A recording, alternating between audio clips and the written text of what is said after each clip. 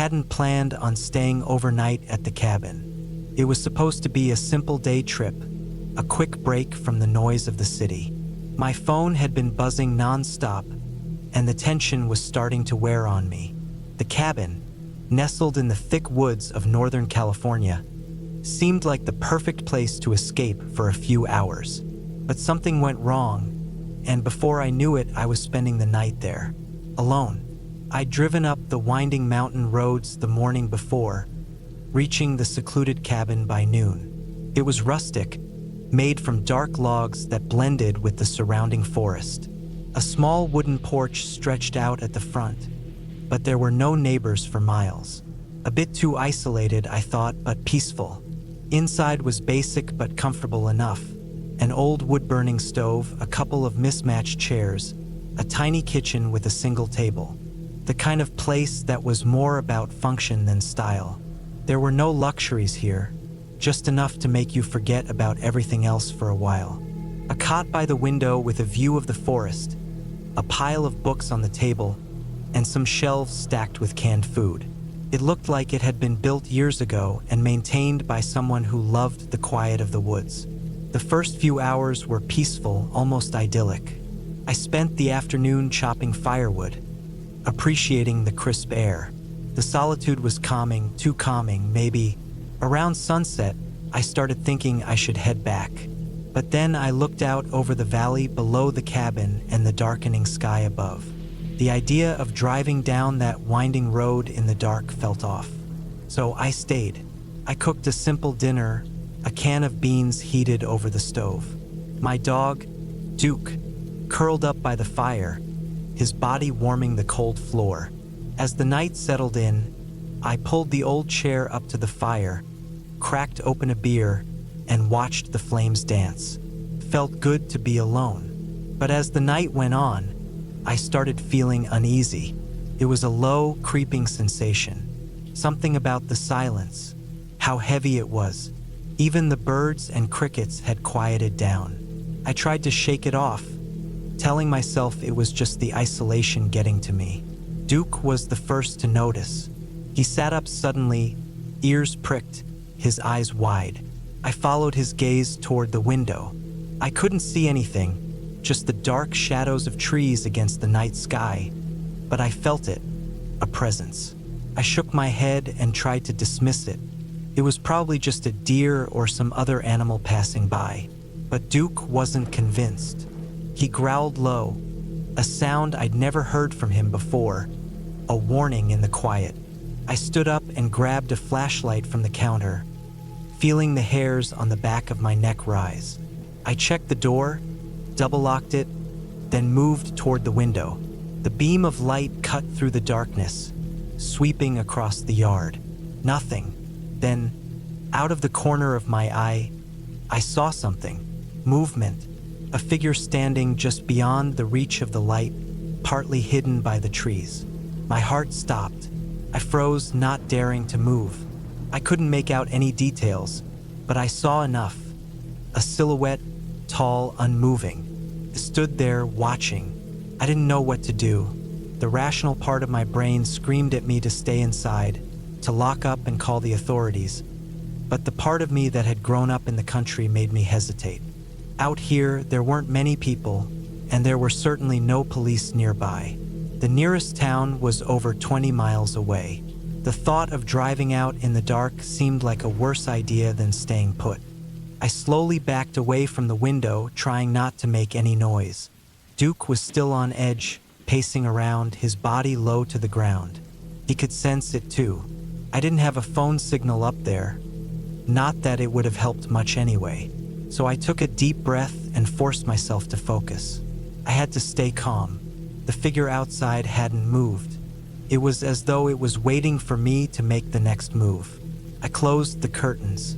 The shadow of the figure was now just a memory in my mind, but it wouldn't leave. I tried to push the thought out of my head and sat down, trying to ignore the knot that had formed in my stomach.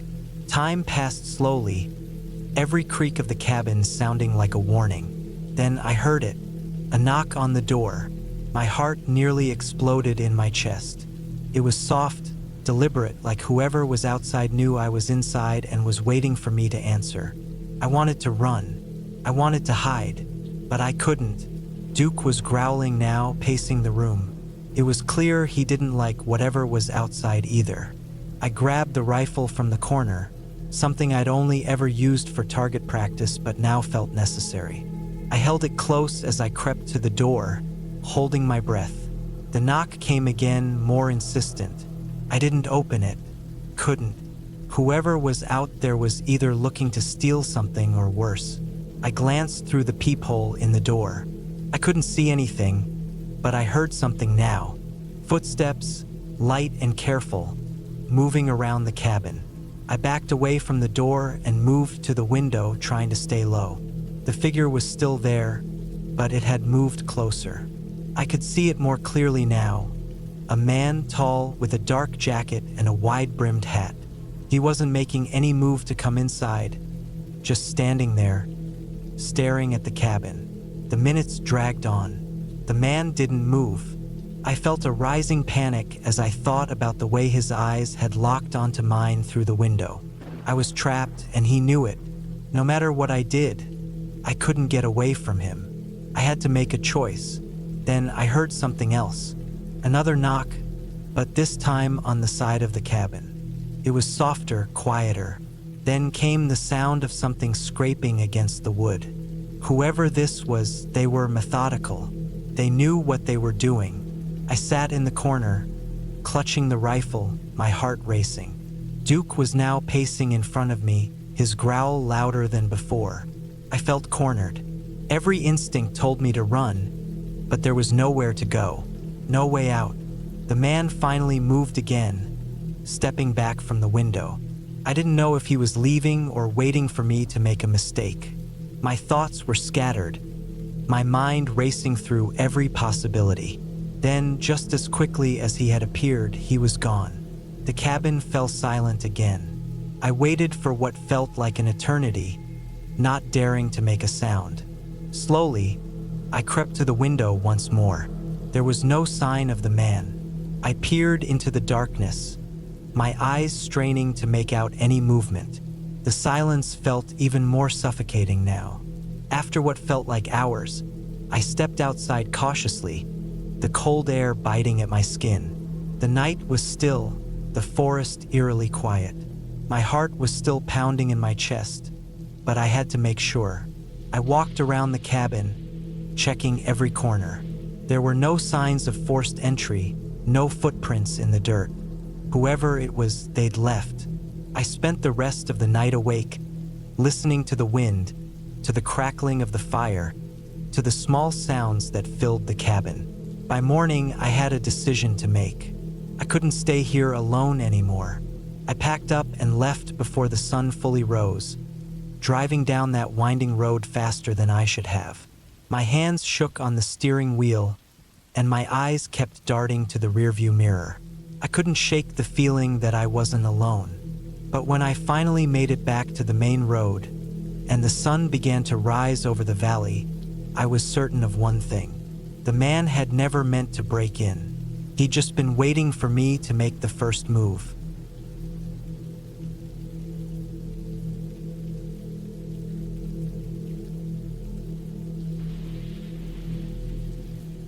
It was late October, and the crisp air bit through my jacket as I made my way down the winding gravel path to the small cabin in the woods.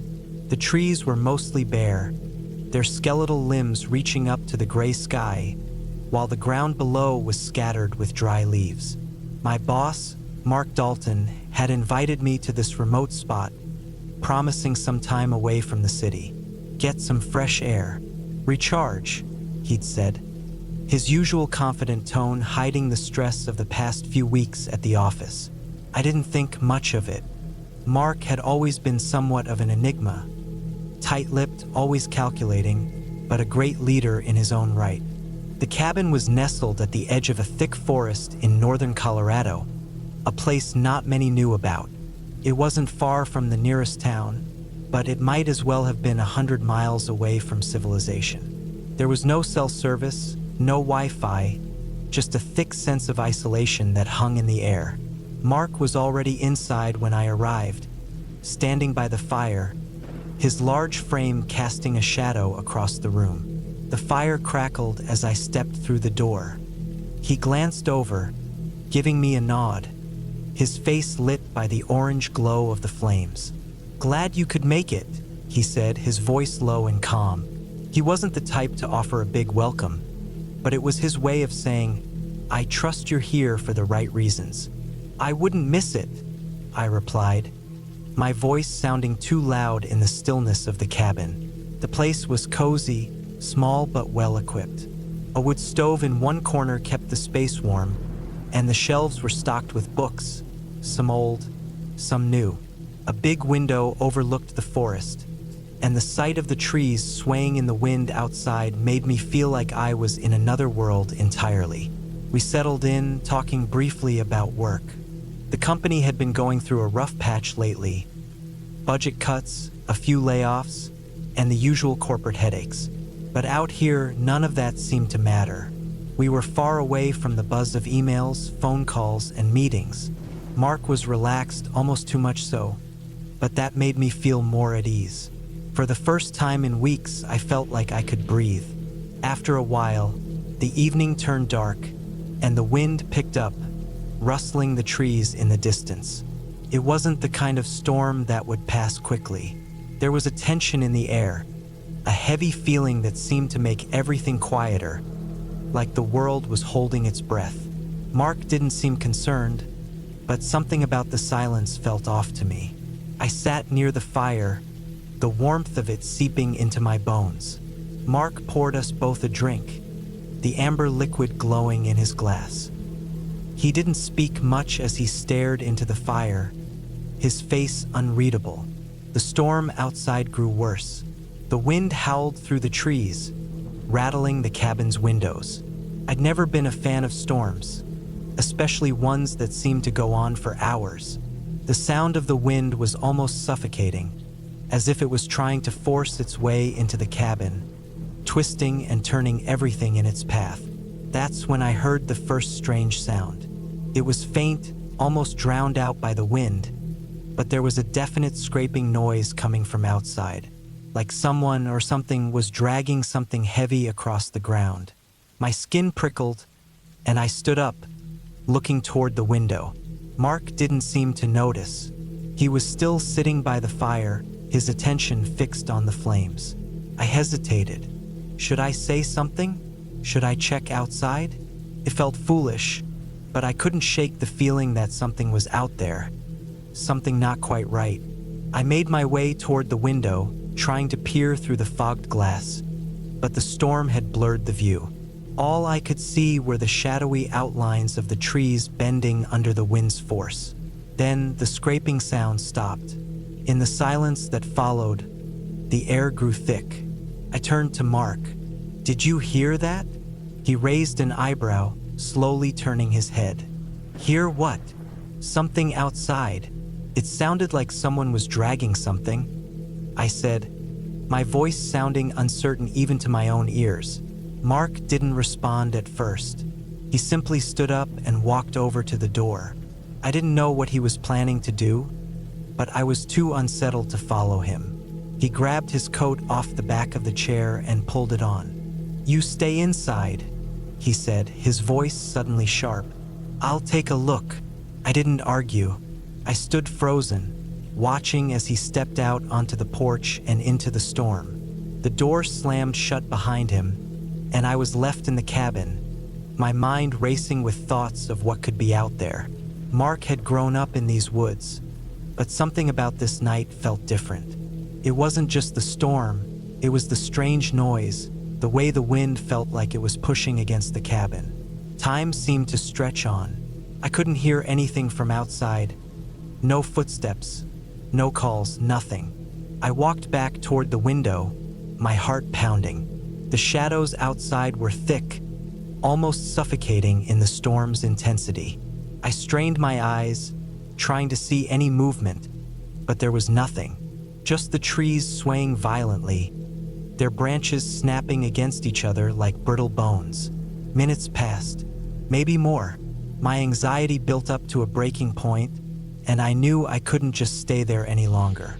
I grabbed my jacket and hurried toward the door. My hand shook as I reached for the handle, but before I could open it, I heard a noise. A soft thud, followed by the sound of boots dragging across the porch. I froze. The door creaked open, and there stood Mark. His face was pale, his eyes wide, his breath coming in short bursts. He wasn't alone. Behind him was a man, tall, wearing a heavy coat, his face hidden in shadow. I couldn't see his features clearly, but the air around him felt cold, almost like it was sucking the warmth out of the room. I couldn't move. I just stood there, unable to process what was happening. Mark's eyes flicked to mine, and he gave a tight nod, as if to say, "It's fine." But the man behind him wasn't fine. There was something off about him, something strange and unsettling. He was too still, too quiet, as though he was waiting for something. "Who's this?" I managed to ask, my voice barely a whisper. Mark stepped forward, blocking the doorway. "Just someone I ran into in the storm," he said, his voice sounding flat. "We need to keep him inside until the storm passes." I didn't argue, but as the door slammed shut, I could feel the unease settling in.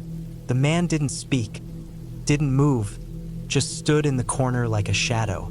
The storm raged outside, and all I could think about was the fact that something wasn't right. Why had Mark invited this man?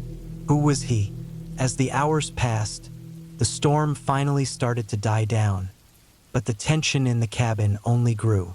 The man remained silent, and Mark, for the first time I'd ever seen, wouldn't meet my eyes. He was lost in thought, his face hard and unreadable.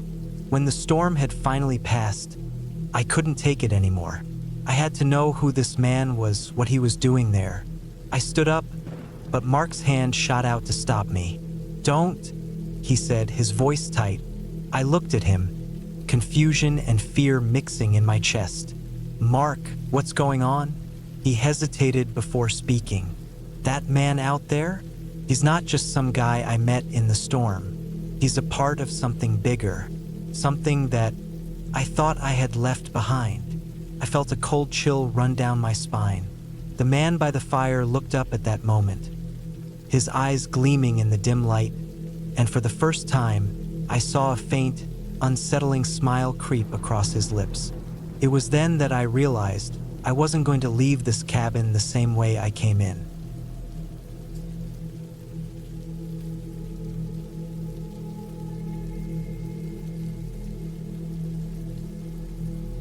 The rain had started falling heavily by the time I reached the clearing, just as I'd hoped it would. My hands were raw, my shoulders sore from days of cutting wood, hauling supplies, and trying to assemble the damn cabin. But now, standing there, drenched to the bone, the first feeling I had was relief. Relief that the structure, though still rudimentary, was standing strong. The cabin wasn't much, just the basics, but it would be enough to survive the coming storm. I'd never planned on building something like this.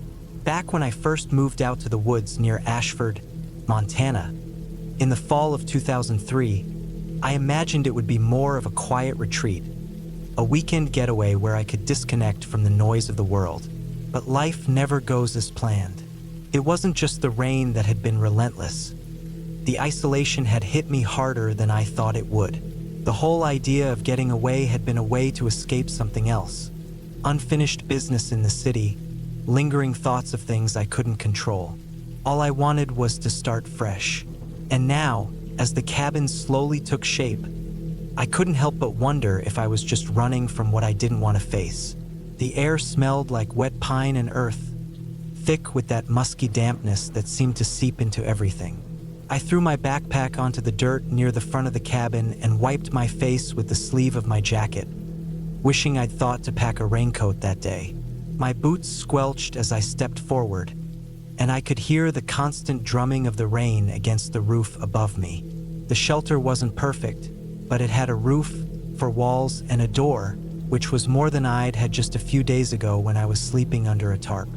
I moved inside, feeling the cool air that swept in through the gaps between the logs. The small fire I'd built earlier was dying, barely a flicker of flame left in the pit. I quickly gathered the wood I had stashed near the cabin and fed it into the fire, my hands trembling as I worked. The warmth began to spread through the room, and I sat near the hearth, watching the flames dance, still unable to shake the feeling of unease that lingered. I was alone, completely alone. That was the plan, no distractions, no one to interrupt my thoughts. But with each hour that passed, the silence in the cabin felt like it was closing in on me. The sound of the rain didn't help. It wasn't the kind of rain that fell gently. No, this was harsh, relentless. The kind that makes you wonder if the whole world is soaked and on the edge of falling apart. Every so often, I'd hear a crack from the trees, and I'd tense up, expecting to hear something moving, some sign of life in the woods around me. But nothing came. The occasional gust of wind rattled the walls, the sound adding to the unease. The evening stretched on, and the rain didn't let up. I had built a fire, but I couldn't get warm enough. It wasn't that I was cold. More like the dampness was seeping into me, into my bones, and I couldn't shake it off. I tried to distract myself by unpacking a few supplies, but my mind kept wandering back to the fact that I had no business being out here in the first place. I was supposed to be getting away, yes, but instead I was running. That thought circled my mind for a long time as I sat there, listening to the storm. I thought about what it would take to leave this place, to pack up and head back to the city, back to everything I had tried to escape. But I couldn't, not yet. Something deep inside me told me to stay, to endure, no matter how miserable I felt. The storm intensified as the hours passed. By nightfall, it felt like the cabin was being pounded from all sides. The wind picked up, howling through the trees like a wolf's distant cry. I was huddled against the far wall, my back pressed into the cold wood, trying to sleep. But I couldn't. My mind wouldn't let me. And the more I listened to the wind, the more I thought about something I hadn't heard before. A soft scraping sound coming from outside the cabin. At first, I told myself it was just the storm, the wind bending branches maybe, or debris sliding across the ground.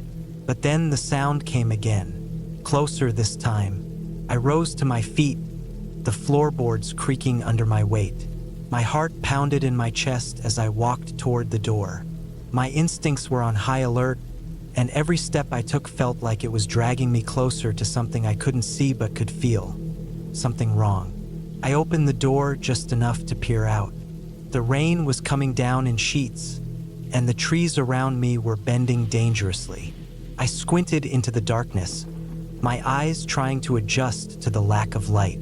For a moment, all I saw was the swirling mist, the trees groaning under the pressure of the wind. But then I saw it, a shadow, moving. It was too fast for me to get a good look at first, but there was no mistaking the shape.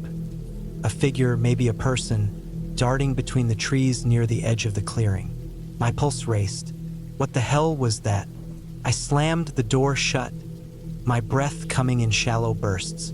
I backed up, my back against the wall again, trying to keep calm. I'd been hearing things all day, convincing myself the storm was playing tricks on me. But now, standing in the dim light of the fire, I knew I wasn't imagining it. The scraping sound continued, closer now, almost as if something or someone was circling the cabin. My throat felt dry, and the hairs on the back of my neck stood up. I crouched low, instinctively, and kept my eyes on the window. What was out there? Was it a person? An animal? Or was it just the wind playing tricks? I moved to the back of the cabin, grabbing my flashlight from the bag and flicking it on. I stepped toward the window, my breath fogging up the glass as I peered through it. Nothing, just the rain and the trees, bending and shaking. But that didn't ease the tension in my chest. The feeling of being watched, of being stalked, hung over me like a cloud. I couldn't ignore it anymore. I couldn't pretend this was just the storm. Something was out there. Hours passed, the storm slowly winding down, but I couldn't relax. Every little noise, every creak of the wood made me jump. Couldn't sleep. I couldn't stop thinking about that figure in the woods. Had it been a person? Was it just my imagination running wild? Finally, as the rain tapered off to a gentle drizzle, I stood up and grabbed the rifle I'd brought for hunting. I didn't expect to have to use it, but I wasn't about to take any chances. I waited, and then, as the night deepened, I heard it again. This time, there was no mistaking it. Footsteps, slow and deliberate, crunching in the wet leaves outside. Someone or something was out there, and it was getting closer. I never saw the figure again. When morning broke, the clearing was quiet. The storm had passed, and the woods were still. The air smelled fresh, damp, and earthy. I stood outside the cabin for a while, rifle in hand, trying to make sense of what had happened. But there was nothing to explain it. By the time I decided to pack up and leave, the unease in my chest had settled. I couldn't shake the feeling that the woods around me were never as empty as they seemed. The cabin had been a shelter, but it had also been a reminder that no place is ever truly isolated. As I packed my things, ready to head back to town, I couldn't help but feel the weight of the night. It wasn't just the rain or the storm that had been terrifying. It was the isolation, the silence, and the fear that sometimes when you build something in the wilderness has a way of building something back.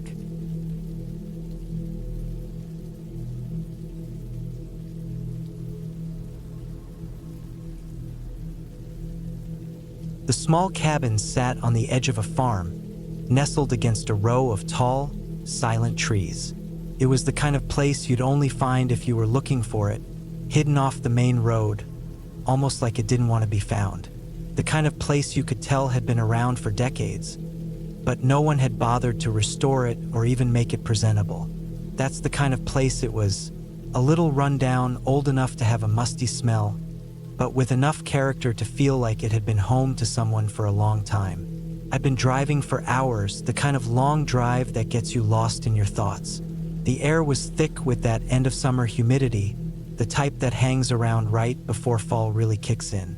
The cabin wasn't too far from the city, but it felt a million miles away. I needed the break, needed to escape the noise and the people. It wasn't just a vacation. It was a chance to get away from everything. No distractions, no deadlines, just me and my thoughts. I pulled up in front of the cabin as the sky started to dim, the sun hanging low in the horizon like it couldn't decide whether it wanted to set or not. The gravel driveway crunched under my tires, and I turned off the engine. The silence was almost overwhelming. No cars, no voices, just the chirping of insects in the background, the distant rustling of the trees. I got out, grabbed my bag from the back seat, and stood for a moment, taking in the sight. The cabin was made of dark, weathered wood, with a small porch that looked like it hadn't seen a coat of paint in years. The windows were covered with faded curtains, and the door, old and creaky, had a padlock on it. At least, it did until I noticed the key tucked into the flower pot on the porch, a little piece of metal that felt oddly out of place in the otherwise isolated scene. It was a little unsettling, but I brushed it off. Maybe the key had been forgotten there by someone who had once stayed here. Maybe it was just part of the cabin's charm. I unlocked the door and pushed it open, the hinges groaning in protest. The inside smelled of old wood and something faintly sour, like mildew. A fireplace sat in one corner, empty and unused, surrounded by a few old, mismatched chairs. The floor was creaky, but not in a comforting, rustic way. It just felt neglected. I threw my bag on the couch and took a moment to look around. The place had clearly been lived in at some point, but it hadn't seen any care in years. Dust had settled on nearly every surface. The wooden beams overhead were coated with cobwebs, and the air felt thick, like the cabin had been sealed off for too long. It wasn't exactly what I had pictured, but it was quiet, and that's what mattered. I went to check out the back of the cabin, hoping for some peace and maybe a good view. The porch led out to a small, overgrown yard. A few rotting wooden posts marked what was once a fence.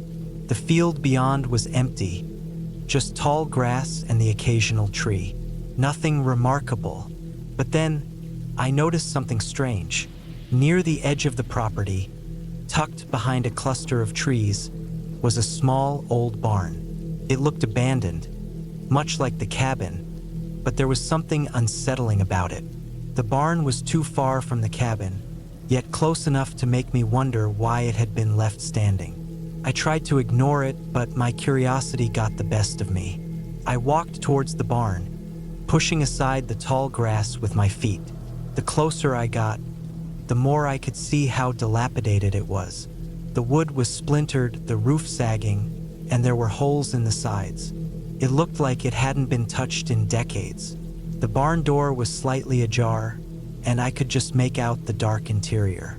Something in my gut told me to turn back, but I ignored it.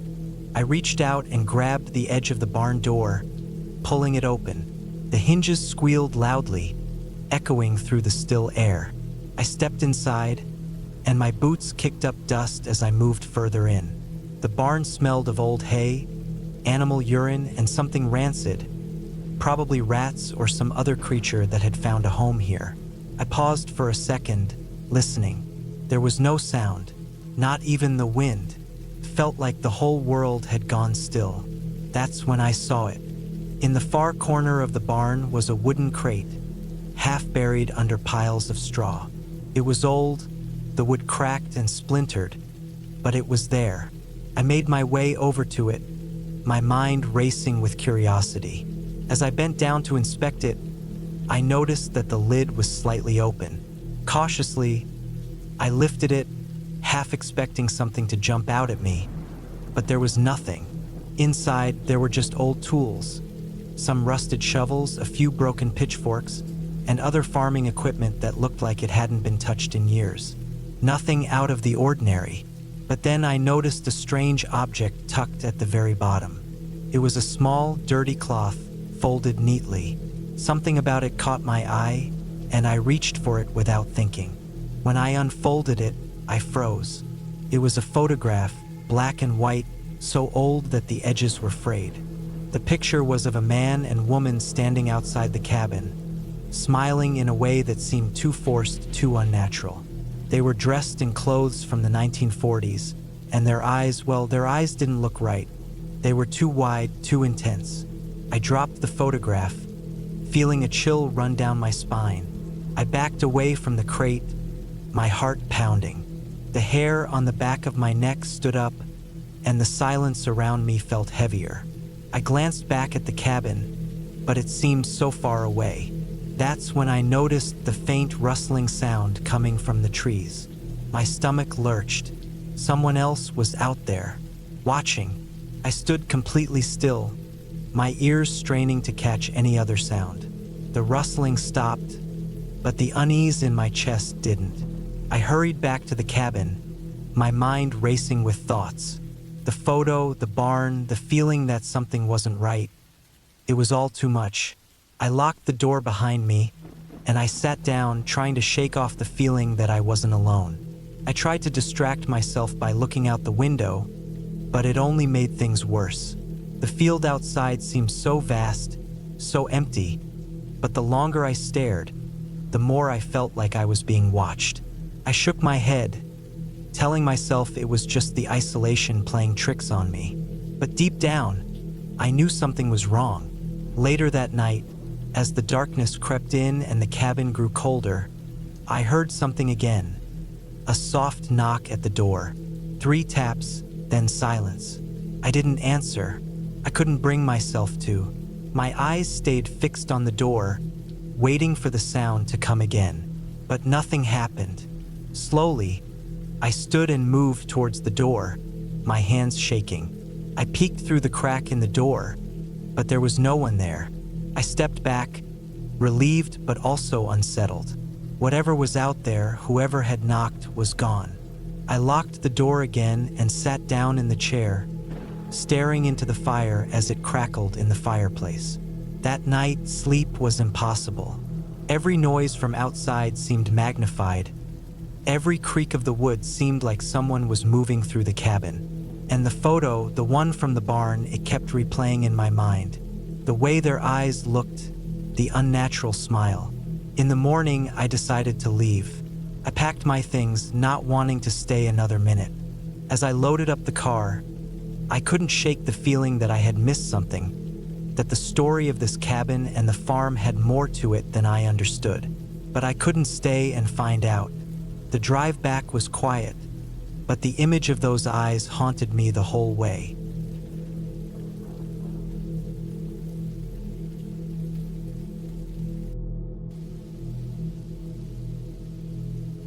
It was the kind of trip I had always looked forward to.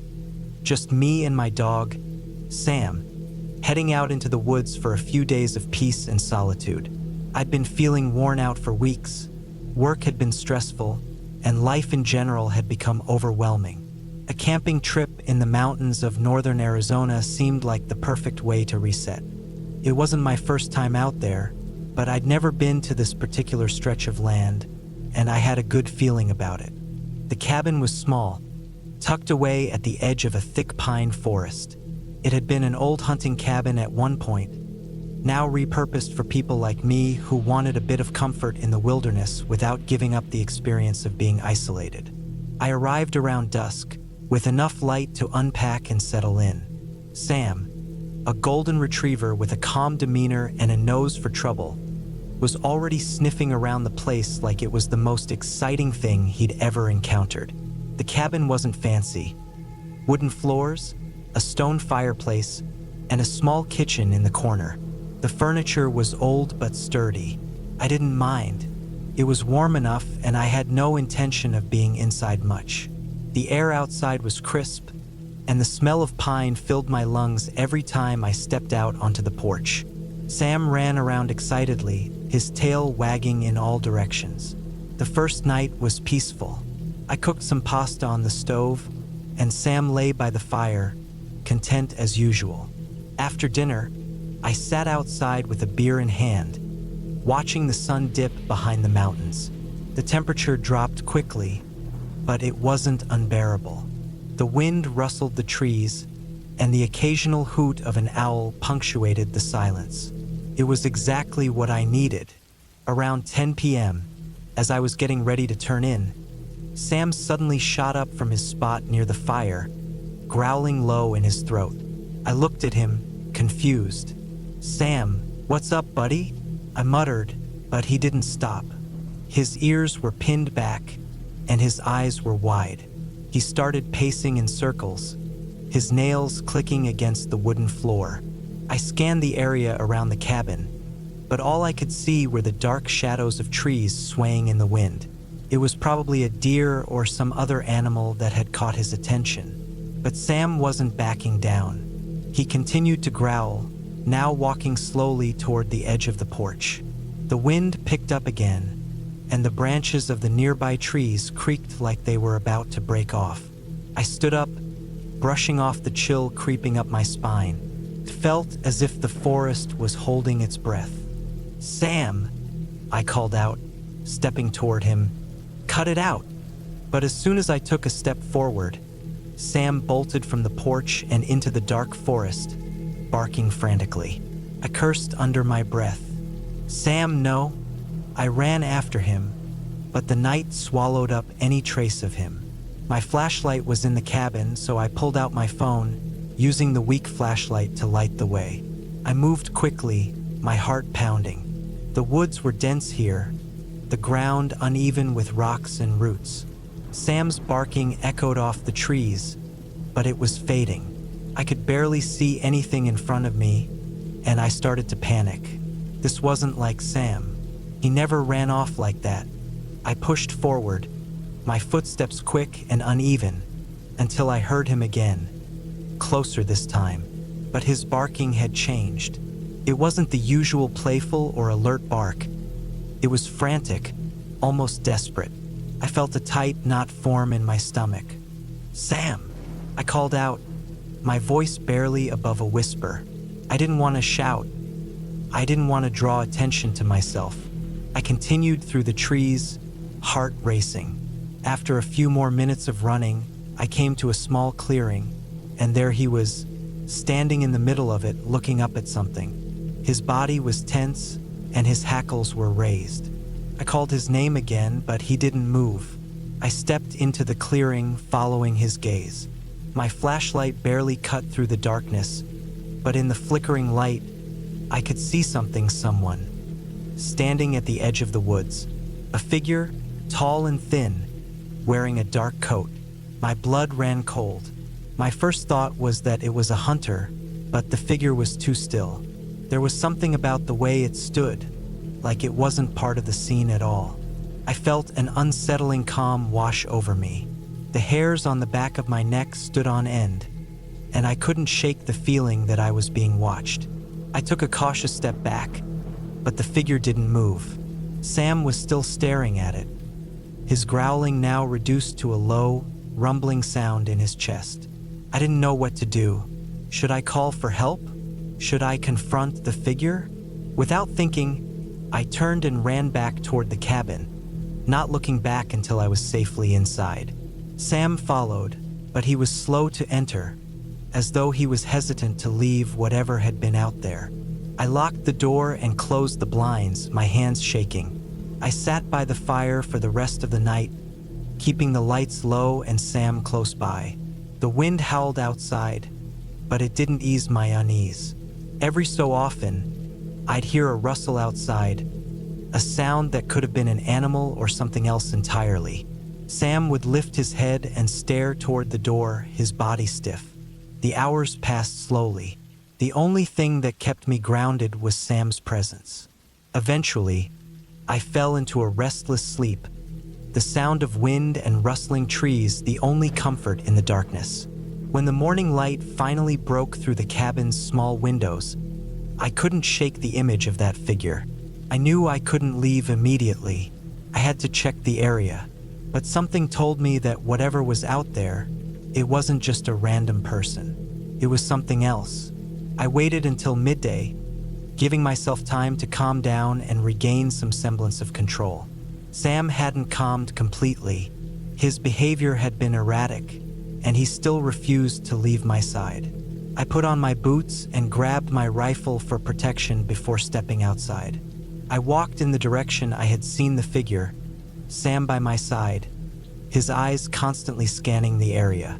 The forest was still as quiet as it had been the night before, but there was something different about it now. The air felt thick, and every crack of a twig beneath my boots seemed louder than it should have been.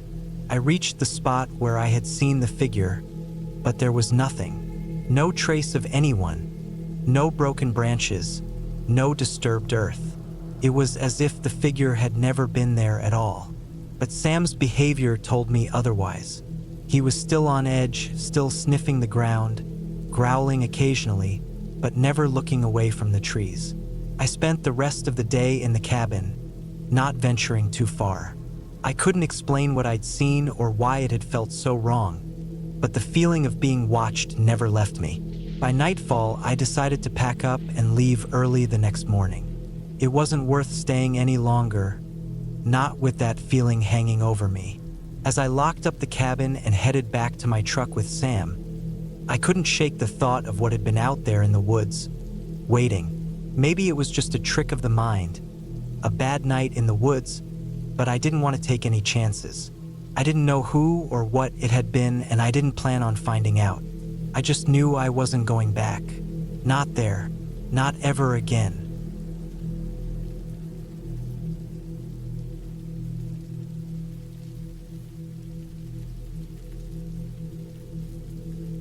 The old cabin sat at the edge of the forest, hidden away from the world. I had driven up here to get away from the noise, the reminders, and the grief. It had been a year since Alan and I split, but the weight of it still clung to me like the cold air that hung in the shadows of the trees. I wasn't sure why I'd chosen this place. Maybe it was because Alan had built it himself, and it was a small piece of him that I could still visit even though everything else was gone. The cabin was tucked between pines that reached so high they almost seemed to touch the sky. The scent of fresh pine was mixed with the damp earth, like the forest itself had wrapped its arms around the place, trying to protect it from the world outside. It was quieter than I remembered, as though time had slowed down here. The wind rustled through the trees, but there was nothing else. No birds, no animals scurrying about. It was a strange silence, almost suffocating. I parked the car and stared at the cabin for a moment. It was nothing special, just a small, weathered wooden structure. The paint had faded long ago, and the roof sagged slightly from years of wear. But it had been a place where I once felt safe, where things had felt normal. I hadn't been here since the divorce. In fact, I hadn't been back to this area at all. The memories were too fresh, too painful, but I needed to face them, to make peace with the past and move forward. The door creaked as I pushed it open, the hinges protesting from years of neglect. Inside, it smelled musty, like old wood and stale air. Dust had settled on every surface, and spider webs clung to the corners. Nothing had changed. It was the same as when Alan had left. I could almost hear his voice in the back of my mind, a faint whisper from the past, reminding me of the way things had been. I dropped my bag by the door and walked through the small cabin, taking in the details. The worn couch, the old fireplace, the kitchen table that had once seen so many meals and conversations. The memories flooded back. Some were happy, others were not. I could still picture the last night we had spent here, before everything unraveled. The argument, the harsh words, the way everything had ended. I walked into the bedroom. The bed was still there, unmade, as though it had never been used since. The sheets were tangled, as though someone had just left in a hurry. I sat on the edge of the bed, my fingers brushing over the fabric. It was all so familiar, yet so distant. I was here to confront the ghosts of my past, but it wasn't just the memories of Alan that haunted this place. There was something else. The floorboards creaked as I stood up and made my way to the window. The sun was beginning to dip below the horizon, casting long shadows across the clearing outside. The trees seemed to stretch and bend, their branches twisting in unnatural ways. It was strange how the place seemed so peaceful and unsettling at the same time. I was about to turn away when I saw it, a shadow moving between the trees. At first, I thought it was just the wind, the play of light and dark. But then it moved again, this time closer. My heart started to race. I pressed my face against the glass, straining to see better, but the figure was too far out of reach. I backed away from the window, my mind racing. I told myself it was just my imagination. It was nothing. But as the minutes passed, I couldn't shake the feeling that I wasn't alone. The cabin was too quiet, the air too still. Every sound seemed amplified. The creaking of the floorboards, the rustling of the trees outside. I decided to go outside to calm my nerves. I grabbed a flashlight from my bag and stepped out onto the porch. The night had fallen quickly, and the sky was now a deep shade of navy. The stars were hidden behind a blanket of clouds, and the forest seemed to press in closer, like it was closing me off from the rest of the world. I walked down the steps, the gravel crunching beneath my boots. My breath came in shallow gasps, my mind still racing from the movement I had seen. I turned around slowly, scanning the trees. Nothing, but the sense of being watched never left me. I was halfway to the edge of the clearing when I heard it, a twig snapping underfoot. My head snapped around, and I froze. A figure stepped into the clearing, barely visible in the dim light. It was tall, hunched slightly, like it had been lurking in the shadows. I could see nothing clearly, but I knew I wasn't imagining things now. My heart was in my throat. It wasn't just the fear of an intruder. It was the strange familiarity of it all. This feeling, the way everything seemed so wrong, was all too much like the last time I had felt fear in this place. The figure took a step closer, and I could now make out the silhouette. Long, ragged clothing, dark hair that fell in front of its face. The hairs on my neck stood up. I was almost certain I knew who it was, but I couldn't let myself believe it. Not here. Not now. Alan, I whispered to myself. I had to be losing my mind. He was gone. He was out of my life, and I hadn't heard from him in months. But there it was again, the lingering sense of his presence. The way the air seemed to shift around me. I shook my head. The figure moved again, closer now, and I stumbled backward. My foot caught on a rock and I fell to the ground. I didn't get up immediately. I just lay there, breathless, my mind screaming for me to move, to run, to do something.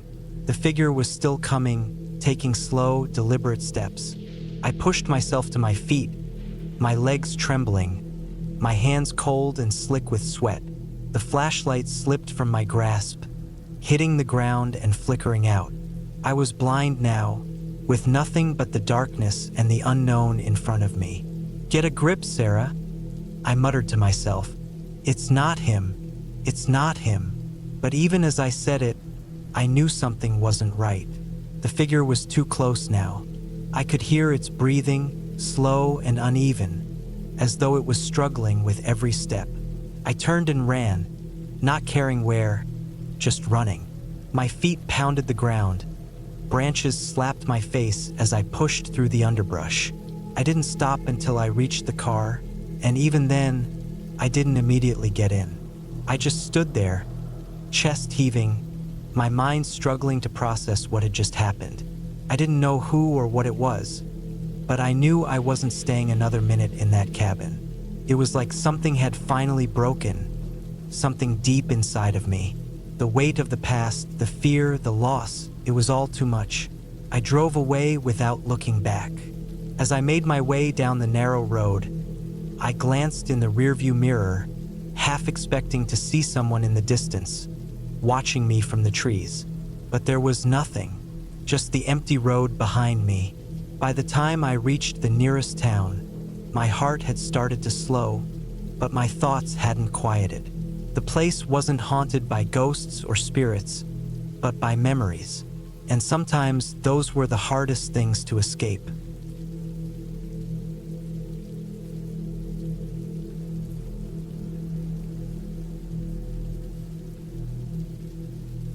I had been a park ranger for nearly 5 years when I got the call that would change everything.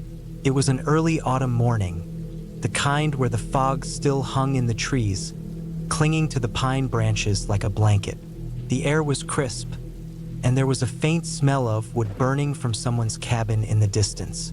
I was stationed at a relatively small, remote park in the Cascade Mountains in Washington. The place was quiet for most of the year, but it wasn't unusual to get visitors during peak season. This time of year, though, it was mostly hikers and a few hunters.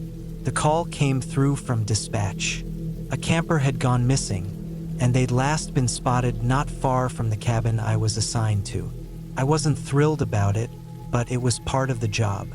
I geared up quickly, throwing on my ranger uniform and loading my truck with the usual supplies: maps, first aid kit, flashlights, and a rifle just in case. It wasn't a long drive, but as I made my way deeper into the park, the trees grew thicker and the dirt roads more treacherous. By the time I reached the cabin, the sun had begun its descent behind the mountains. The sky turned a dusky purple, and the temperature dropped a few degrees. I parked my truck outside the small cabin, its windows boarded up and the chimney releasing a thin trail of smoke. I was expecting to meet the missing persons group or maybe even a few other rangers. But the place was empty. The silence was eerie, especially for a spot that was typically bustling with wildlife. I knocked on the door, no answer.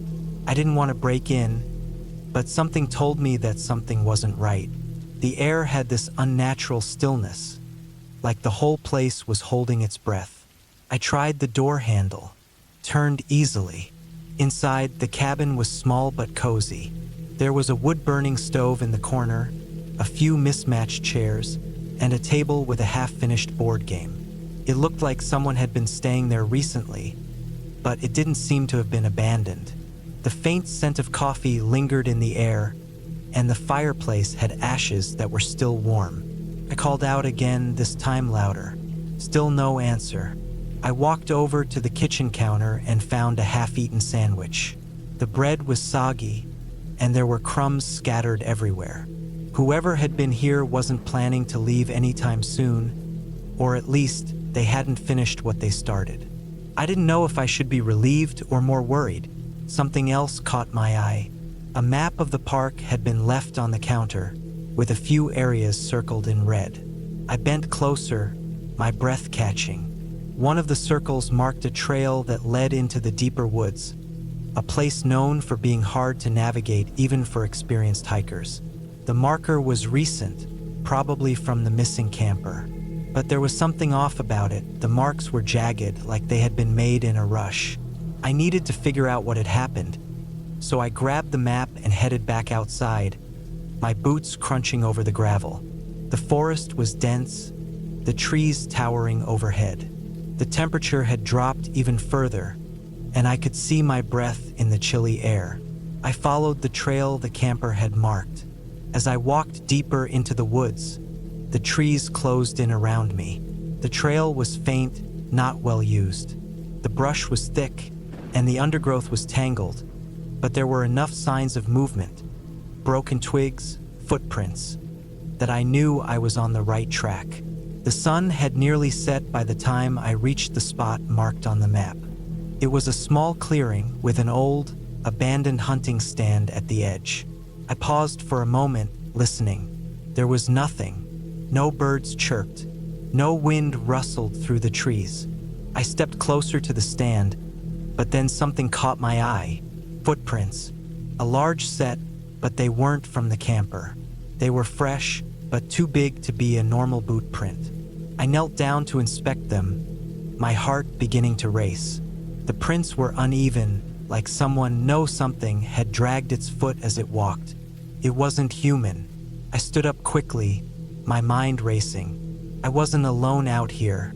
Suddenly, I heard something, a rustling in the trees behind me.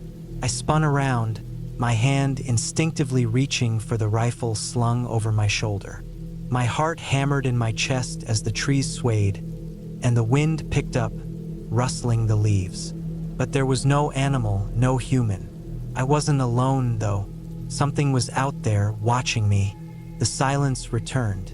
My breath was loud in my ears, and I felt the hairs on the back of my neck stand up. My training kicked in. Stay calm. Be aware of your surroundings. Move with purpose. I turned back to the hunting stand, trying to ignore the dread pooling in my stomach. The smell of wet leaves and moss filled my nose. I had to find the camper. If they were hurt, if they were in trouble, I couldn't let them die out here alone. I circled the stand slowly, moving toward the trees. That's when I saw it. A small, dark figure crouched near the base of a large oak. My instincts screamed for me to run, but my legs were frozen. I couldn't see it clearly, but I could feel its eyes on me. It was too still, too quiet. I took a step forward and the figure shifted just enough for me to see the shape. A man, or at least something that looked like one. But there was something wrong about the way he moved, the way his limbs were contorted unnaturally, like he was more animal than human. His eyes gleamed in the dim light, a faint yellowish glow that made my stomach twist. I didn't wait. I turned and bolted back to the cabin. I couldn't let myself be caught out there, not with whatever that thing was watching me. The trail was harder to follow in the dark, but I didn't care. I just needed to get back to the cabin. The moment I reached my truck, I jumped in without hesitation. I slammed the door and locked it.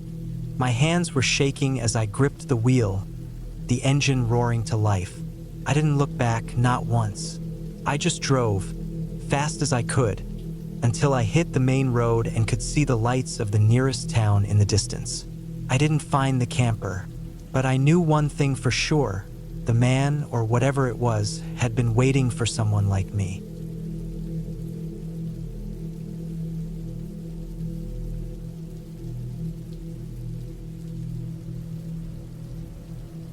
The first time I saw the cabin was on a map. I was in my mid-30s, looking to get away from the noise of city life, and decided to take some time for myself in the woods. It wasn't a popular spot, hidden in the hills of a quiet part of Oregon, about 30 miles from the nearest town. The name of the cabin, Pine Hollow, had an old, rustic feel to it. Nothing fancy, just a basic cabin that promised peace and solitude. The idea of being alone in nature, surrounded by nothing but trees and silence, was exactly what I needed. I drove up there one Friday morning in late October. The sun had barely risen, and the roads were empty, the kind of empty that makes you feel like you're in a place untouched by time. The air was crisp, and I could almost smell the wet earth and pine needles even before I turned onto the gravel road that led to the cabin. The route was long, twisting, and bumpy, a far cry from the smooth highways I was used to. By the time I reached the cabin, the sun had just broken through the tree line, casting a soft golden light over the small clearing it sat in. The cabin itself was small, about the size of a two-bedroom house. It looked weathered, like it had been around for a while, but in a way that made it feel more authentic. There was a stone fireplace on one side of the house, a small porch with a couple of chairs, and a small shed at the back where the owner said I could store firewood. I was excited to be alone, and I set about unpacking, eager to settle in. The inside of the cabin was simple: a couch, a small kitchen, a table with mismatched chairs, and a couple of lamps. A wood-burning stove sat in the corner, the only heat source besides a couple of space heaters tucked away in rooms. It smelled of old pine and leather, the kind of smell that fills your lungs and makes you feel at ease. I spent most of the first day outside. I went on a long walk up a narrow trail behind the cabin that led to a creek. The sky was clear, the kind of blue that made the trees look even greener. I stopped by the water for a while, watching the way the current flowed over the rocks, listening to the wind through the trees. There was no one around. The stillness was deafening, but in a good way. I was finally away from everything: no phone calls, no emails, no deadlines. The night came quickly, and I made a fire inside. The wind picked up, rattling the windows, and I spent the evening reading. The sounds outside were different from the city. The occasional rustle of leaves, the distant call of an owl, the snap of a twig. Nothing alarming, just the sounds of nature. But as the night wore on, I noticed something strange. Every now and then, there was a thump, not from the cabin but from outside. A thump followed by silence. It wasn't an animal. It sounded like something heavy falling, or someone bumping into the side of the cabin. I ignored it at first. It was probably just a branch or something being blown by the wind. But then it happened again, and I felt that knot in my stomach tighten. The next few hours passed with little more than the occasional noise outside. I was starting to think I'd imagined the whole thing when it happened again. Closer this time. Thump. I jumped, my hand instinctively reaching for the fire poker, but I stayed put. There was no one out there. I was sure of it. The cabin was in the middle of nowhere. The road was far, and the nearest neighbor was miles away. I decided to check the windows, peering out into the darkness. The wind howled through the trees, making the branches groan and creak. The porch was empty. Nothing there. I could see the shadows of trees swaying, but there was no movement on the ground. I went back to the couch, telling myself it was nothing. Maybe a branch had fallen from one of the nearby trees and hit the cabin. Or maybe some animal had been knocking things over. I leaned back, trying to ignore the tension creeping in the back of my mind. But the noises didn't stop. I heard them again and again, each time a little closer. A thump, followed by the sound of something dragging across the ground. My heart rate picked up. This time, I didn't wait. I grabbed the flashlight from the table, swung the door open, and stepped onto the porch, shining the beam of light across the yard. The beam illuminated the trees, casting long, eerie shadows. I swept the light over the ground, checking for any signs of movement. For a moment, everything was still. Then, just as I was about to head back inside, I saw it, a shape moving between the trees on the far side of the yard. It was too far to make out clearly, but I could tell it was large, human-sized. And it wasn't an animal. I froze, heart hammering in my chest. I told myself it was probably a deer or something else, but something about it didn't feel right. The shape moved again, this time closer. My breath caught in my throat, and I took a step back toward the cabin, the hairs on the back of my neck standing up. It was getting closer. I could hear the brush moving, the sound of footsteps crunching in the fallen leaves. But still, I saw nothing. It was like the thing was invisible, just a shadow in the night. I bolted inside, locking the door behind me. The air felt thick, suffocating. I stood by the window trying to get a better look, but there was nothing there now. Just the trees swaying in the wind, the darkness swallowing everything up. I spent the rest of the night awake, listening to the sounds outside. They didn't stop. I never saw the figure again, but I could hear it. Footsteps, something scraping against the ground, getting closer, then fading into the distance. My eyes were wide open the entire night, every noise outside making my heart race. By morning, the sun had risen, and the sounds had stopped. Everything was still. I didn't dare go outside until I was sure. When I finally did, the only sign of anything unusual was a patch of disturbed earth just a few feet from the porch, like something had been dragged across the ground. I packed up and left. There was no explanation, no sign of what had happened, just the deep sense of unease that wouldn't let go. I never went back to that cabin. Maybe it was nothing. Maybe it was just my mind playing tricks on me in the silence of the woods. But I couldn't shake the feeling that someone, had been out there, watching me.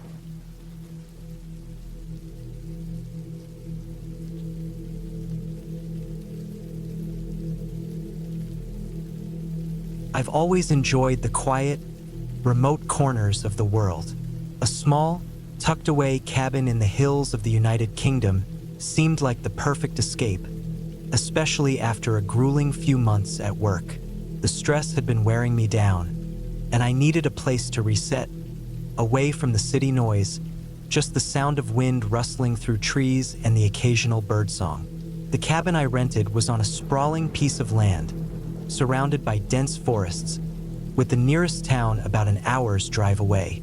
The moment I arrived, I felt a deep sense of peace. It was a typical stone cabin, built in the early 1900s, with a thatched roof and a thick chimney that seemed to call out for a fire. I settled in, unpacked, and started the stove to warm up the place, as the wind outside had a chill to it. The smell of the old wood and the fresh country air was a mix I had almost forgotten how much I loved. I had a few plans to hike and explore the nearby hills, but for now, I just wanted to relax, read, and maybe cook myself a hearty meal. The first night passed without incident. The wind howled outside, rattling the windows, but inside, everything felt snug. I made a fire in the hearth and curled up with a book. The quiet of the place was perfect, the kind of silence that fills the air and makes you think deeply. I had no idea what would come the next day. The second day was equally peaceful. I spent most of the morning hiking through the woods, breathing in the fresh air. The solitude was like a balm, and I felt my stress melting away. Around midday, I returned to the cabin, hungry and ready to enjoy the warmth of the fire again. I noticed something strange, though.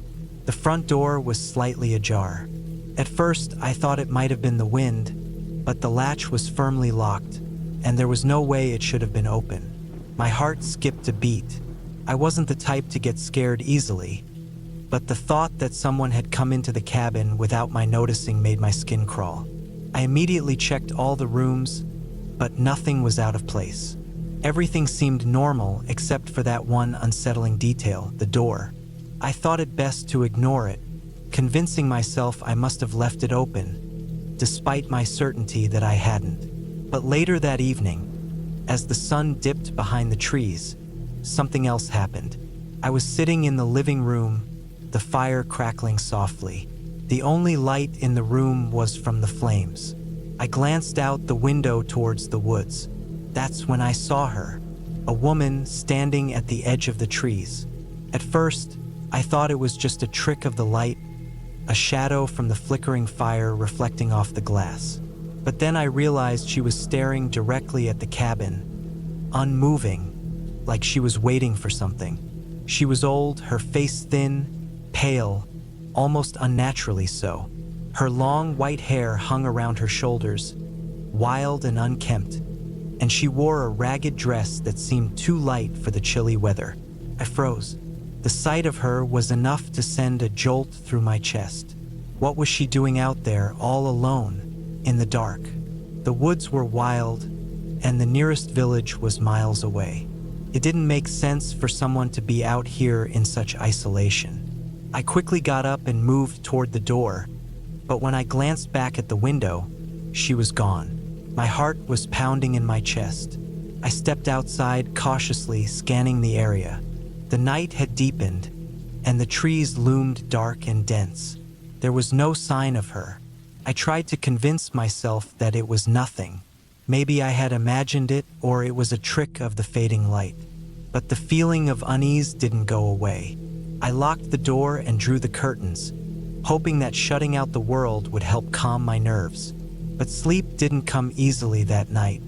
I kept hearing small noises, the creak of the cabin settling, the soft rustling of leaves outside, but I couldn't shake the feeling that someone, or something, was out there. The next day, I was determined to forget about it. I spent the morning hiking further into the hills, hoping the fresh air would clear my mind. But when I returned to the cabin in the afternoon, I noticed something I hadn't before. There were footprints in the soft earth near the back of the cabin. They weren't there when I left in the morning. They were fresh, leading around the side of the building and disappearing into the woods. My stomach tightened. The footprints were small, too small to be a man's, but definitely human. This time I couldn't ignore it.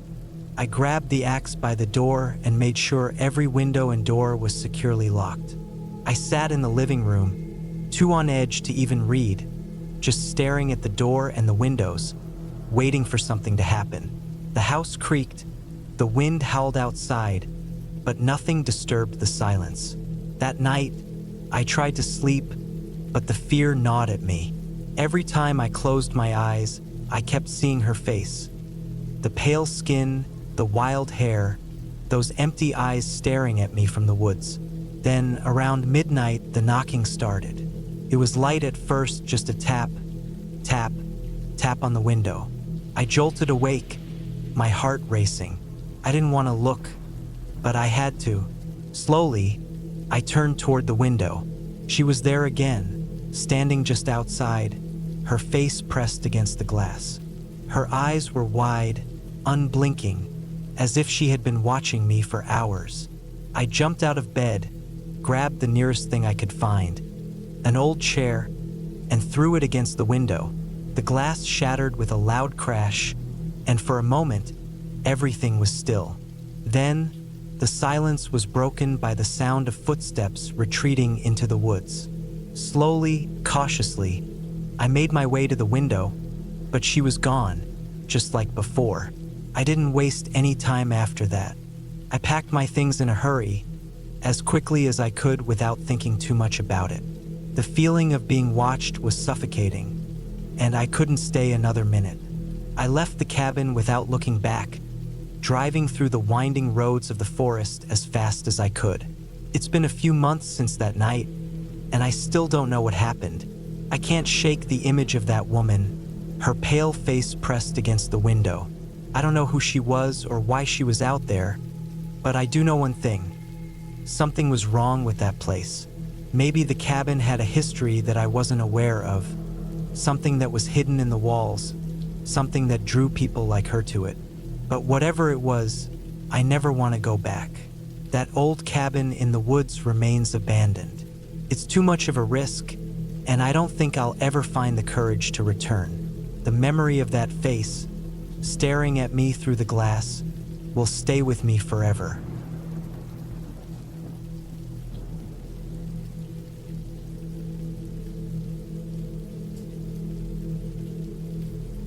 It was a cold fall evening in 2015 when I decided to spend a weekend in an old cabin near an abandoned graveyard.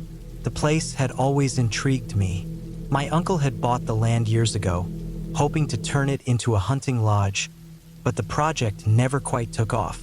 Over the years, the cabin fell into disrepair, and so did the land around it.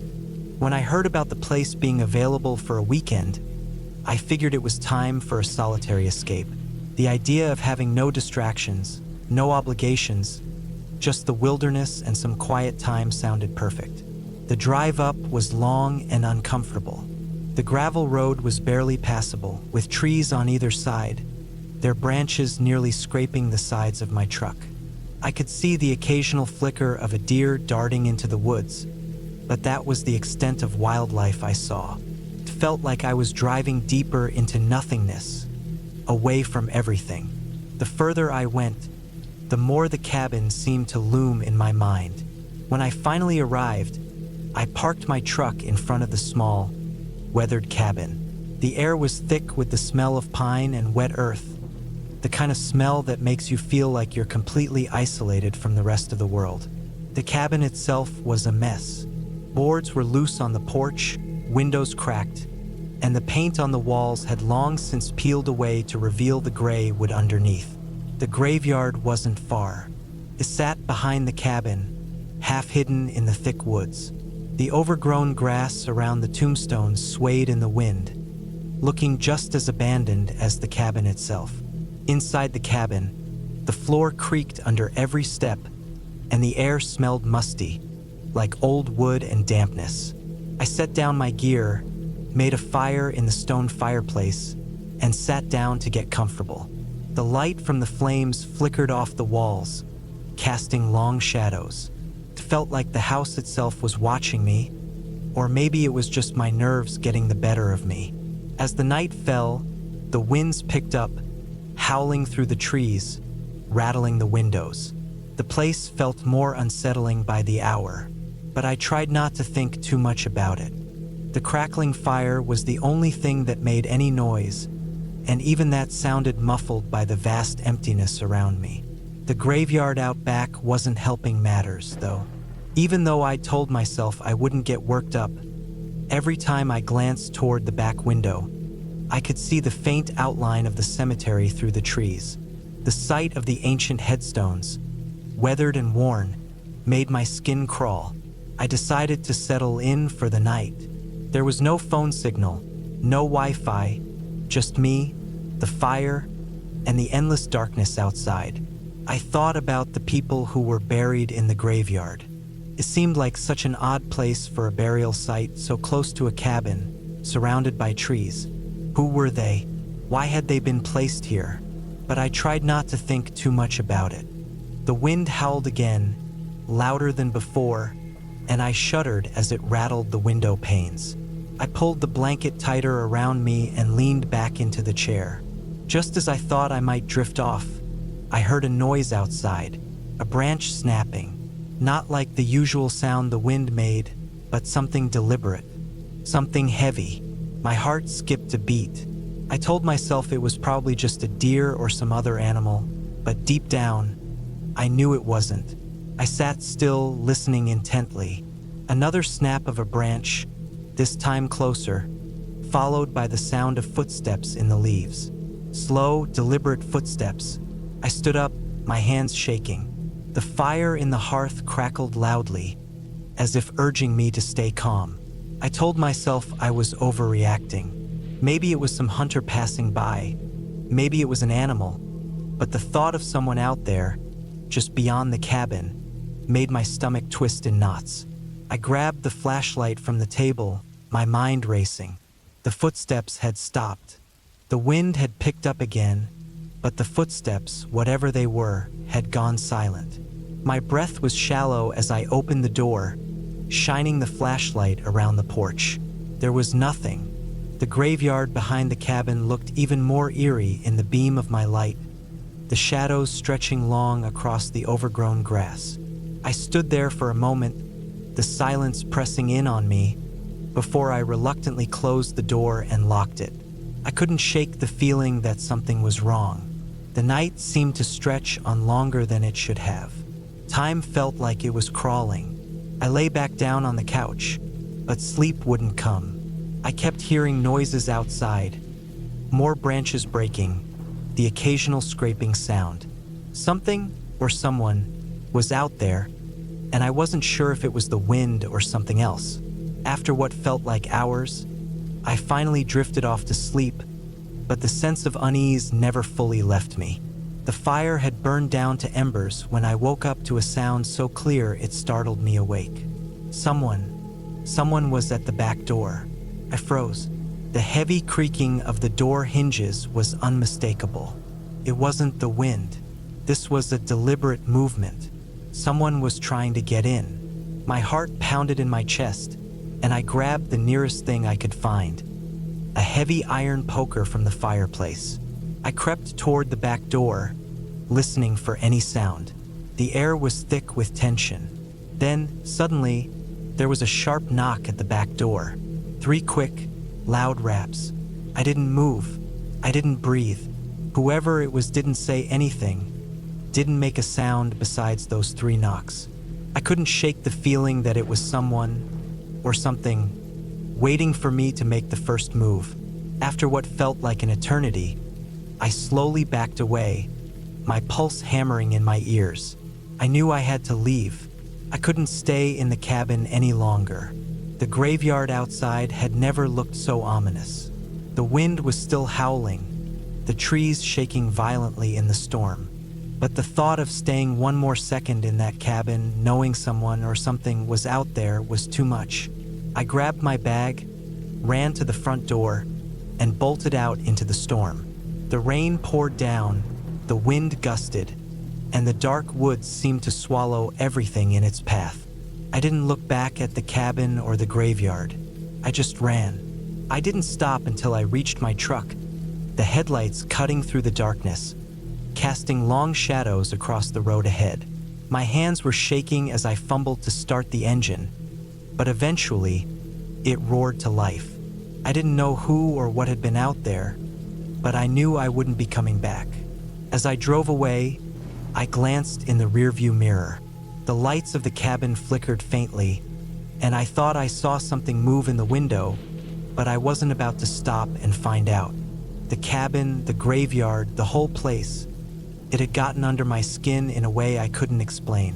I didn't need answers, didn't need to understand. I just needed to leave, and so I did.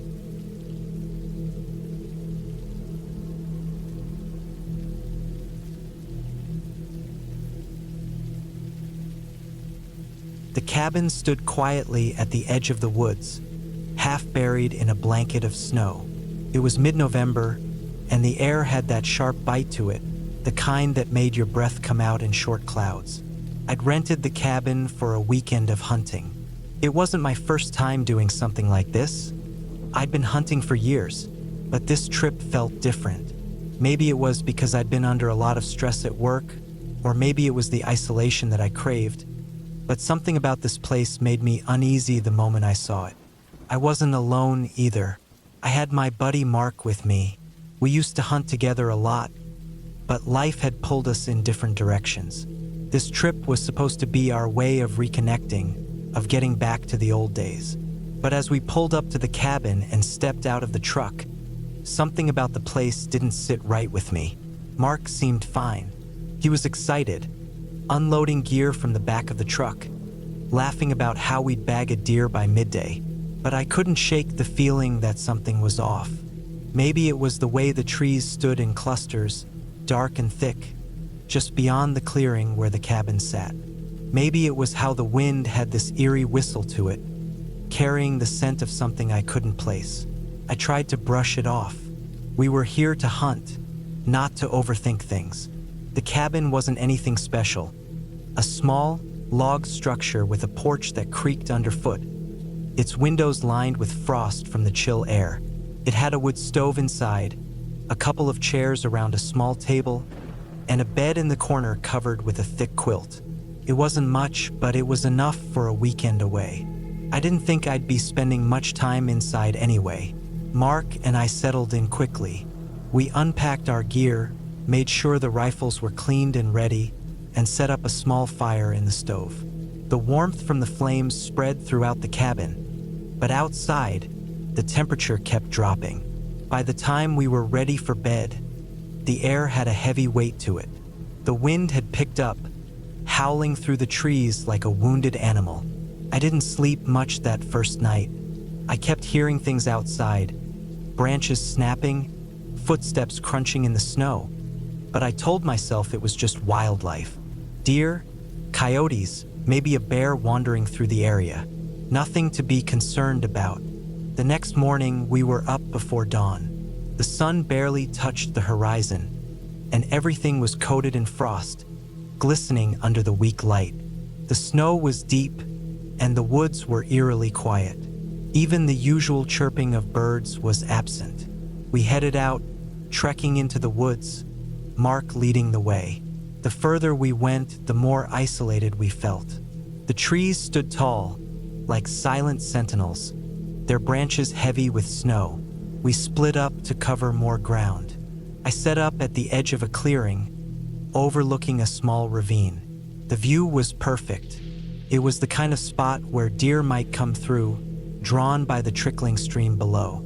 I settled into a low crouch, rifle in hand, my eyes scanning the woods. Hours passed. The cold crept into my bones, but I didn't mind. I was used to the stillness of hunting. You had to embrace it, let it seep into your muscles and your thoughts. But something kept nagging at me, something in the back of my mind that wouldn't let go. I heard it then, movement. Something large, something moving through the underbrush. I tensed, trying to steady my breathing. But it wasn't a deer. It was too heavy, too deliberate. The sound was slow and heavy, like something dragging its feet. I strained my eyes, looking through the trees. The shadows played tricks on me, but I thought I saw something. A figure, just beyond the trees, moving through the snow. I raised my rifle, trying to get a clear shot. But then the figure stopped. My heart thudded in my chest, the hairs on the back of my neck standing up. I couldn't see its face, but I could feel its eyes on me, like it was watching. My fingers tightened on the trigger, but I couldn't move. I didn't know what I was looking at.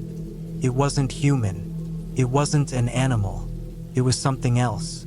I didn't know how long I stood there, unmoving, my rifle aimed at the dark spot in the trees.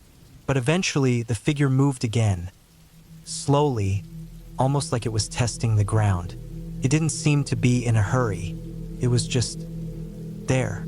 And then, as if it had never been there at all, it disappeared. I lowered my rifle, my hand trembling slightly. I had no idea what I had just seen. It was as though the woods themselves had swallowed it whole. I was about to turn and head back to the cabin when I heard Mark's voice behind me. He sounded panicked, out of breath. "Hey, we need to go. Now." I turned around, confusion setting in. Mark was standing there, eyes wide, his face pale. He looked like he'd seen a ghost. "What happened?" I asked, but Mark was already moving, heading back towards the cabin at a fast pace. Something in his demeanor told me this was more than just a close call with a deer. Something was wrong. We didn't talk much as we walked back. The wind had picked up again, swirling the snow around us, making it hard to see. The woods seemed alive with noise, branches snapping, distant animal calls, but it all felt wrong. It wasn't the usual rustling of nature. It was as if something was out of place, something that didn't belong. When we reached the cabin, Mark slammed the door shut behind him, locking it quickly. I followed him inside, the warmth from the stove barely easing the chill that had settled in my bones. I don't know, man, Mark said, pacing. There's something out there. I don't know what it is, but it's not right. I didn't know what to say. My mind kept racing back to what I had seen in the woods. Was it the same thing Mark had encountered? Or had we both just been imagining things? We spent the rest of the day inside, not daring to venture back out. The snow kept falling, blanketing the ground, hiding any traces of what might have been out there. The only sound was the wind howling outside, the occasional crackling of the fire. We didn't speak much. I could tell Mark was rattled, but I was too. Something was out there, something that didn't belong in those woods. But what was it? And why did it feel like it was watching us? The next morning, we packed up and left. We didn't stay for the rest of the weekend. Neither of us could shake the feeling that the woods weren't safe, that something was out there, waiting. Whatever it was better left undisturbed. I never went back to that cabin, and Mark, well, he didn't either. Sometimes, when I think back to that weekend, I can still hear the crunch of snow, still feel the eyes watching. And I wonder, what would have happened if we'd stayed? What would have happened if we hadn't left when we did?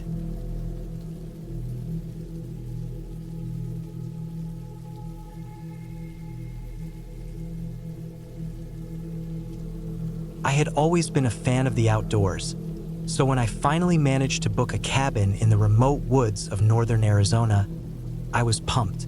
It was the kind of place most people wouldn't dare to visit. The cabin was about an hour's drive from the nearest town, which itself was small, just a gas station, a general store, and a few houses scattered around the dusty roads. It wasn't the kind of place where people came unless they were really looking to get away from it all. I had decided to go alone. It wasn't the first time I'd been camping by myself, but it was the first time I'd rented a cabin deep in the woods. The idea was to get some peace, do some fishing, and just clear my head after a rough year.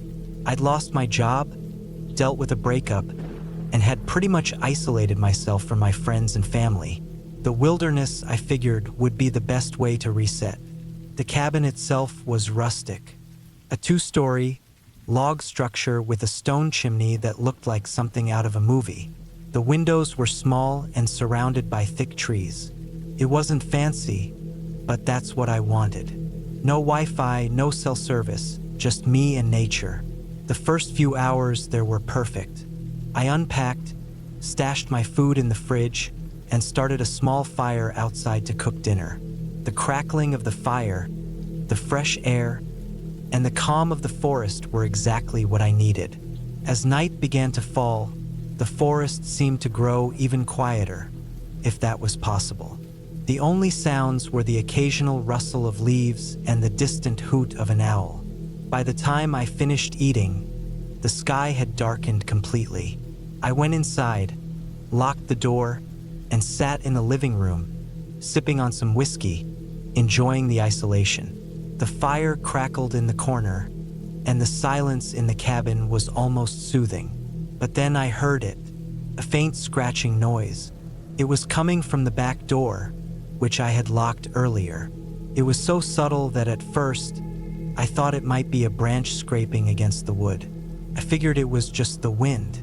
But then it came again, a slow, deliberate scraping sound, followed by a strange thud. Something or someone was definitely outside. I froze. The sound stopped for a second, and I strained my ears, trying to hear if there was anything else. Nothing. The forest was silent again. I chalked it up to a wild animal, maybe a deer or something larger. I grabbed my flashlight and checked the back door. Nothing. I stepped outside onto the porch, scanning the area, but all I could see was the black outline of the trees in the distance. My heart was still racing, but I convinced myself it was just my imagination. I'd been alone in the woods before, and I had always felt a little jumpy at night, especially when I was unfamiliar with the surroundings. I went back inside, locked the door again, and tried to shake off the uneasy feeling. I sat back down by the fire, but I couldn't shake the feeling that I wasn't alone. It wasn't just the noise, it was the whole atmosphere. The air felt thick, almost oppressive. I kept thinking I heard something moving outside the cabin, but every time I looked out, there was nothing there. Hours passed. I'd spent the entire night on edge, constantly glancing out the windows, listening for any more sounds. Nothing happened, but the feeling of being watched never left. Just as I was about to go to bed, I heard it again. This time it was louder, more pronounced. Footsteps. Slow, deliberate steps coming from the direction of the woods, just outside the cabin. I grabbed my flashlight again and rushed to the window. I swept the light across the yard, but I saw nothing. I was starting to panic. My instincts were telling me something wasn't right, but I couldn't explain why. I had no idea who would be out here in the middle of nowhere. There were no neighbors, no other cabins for miles. I was alone.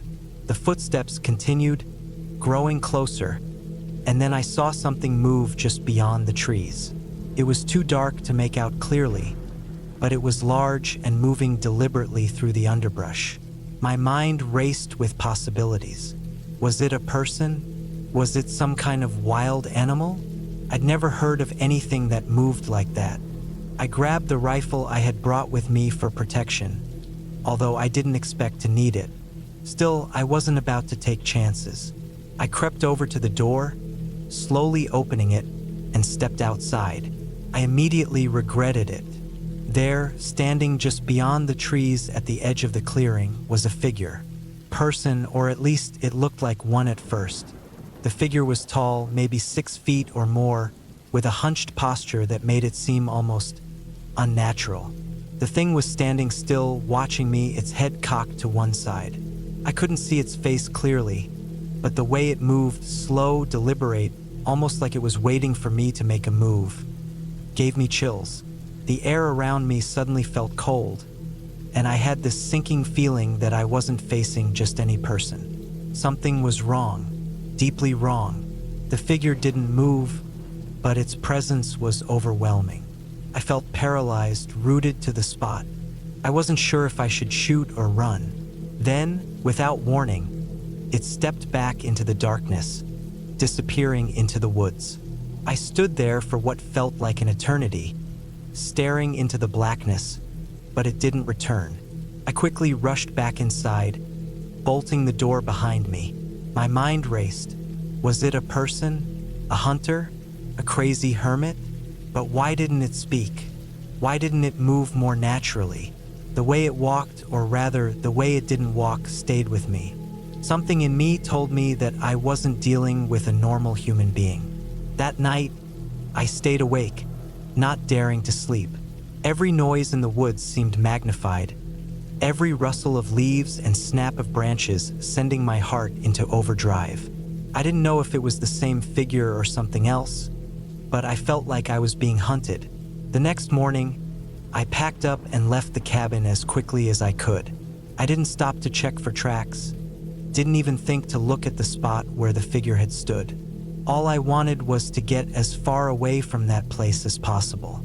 I didn't even turn the car off when I reached the main road. I just drove, faster and faster, until the familiar sights of town were in view. It took a while for me to talk about what happened, and even now, I'm not sure anyone would believe me. But I know what I saw and I know what I felt. I've heard rumors since then, whispers from locals who talk about strange creatures in the woods, things that look human but aren't. Skinwalkers, they called them, people who can take on the form of anything. After that night, I don't think I'll ever look at the woods the same way again.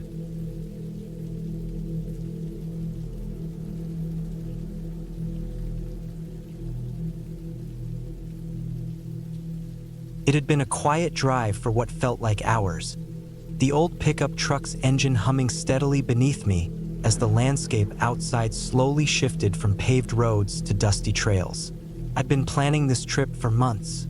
Just me and the cabin in the woods. No one knew exactly where I was headed, and that was the way I liked it. A few hundred miles away from the nearest town, tucked deep into the heart of a pine forest, sat the abandoned cabin that had been left to decay for years. It wasn't much, but it was mine, at least for the weekend. The cabin belonged to an uncle who'd passed away a few years ago. He was a quiet man, a loner who'd built the place with his own hands. I remember visiting him once when I was younger, but I hadn't been back since. The place had been empty ever since, and I'd been told to keep my distance. But the pull of solitude had been too strong, and now I was finally here, staring at the old structure from behind the truck's windshield. The cabin was tucked back in a narrow clearing, surrounded by a thick circle of trees. The sky was overcast, heavy with the promise of rain.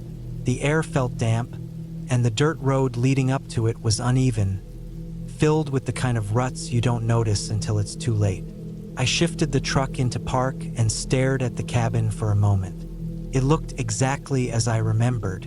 The wood, once a deep brown, was now gray and chipped. The roof had begun to sag, and the small windows were cracked and covered in grime.